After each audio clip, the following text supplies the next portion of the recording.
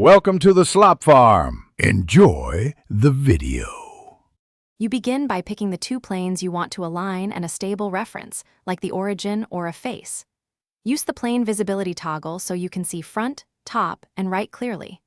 Once you have those, enable temporary axes or origin markers for precise snapping.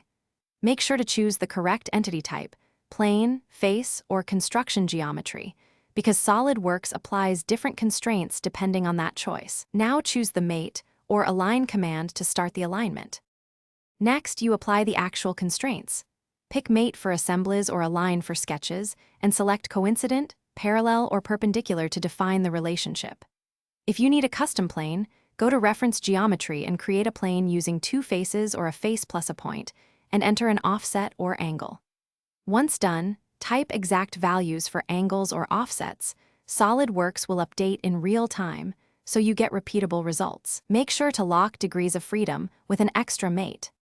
To finish, rebuild the model with Ctrl+B and visually inspect the aligned planes and dependent geometry. If parts shift unexpectedly, suppress or temporarily remove suspect mates and reapply them one at a time. Once done, rename critical planes and lock them with a coincident mate to prevent accidental moves. If you encounter overconstraint errors, use Isolate and roll back history to the moment before the conflict. Then edit or recreate the mate or reference plane.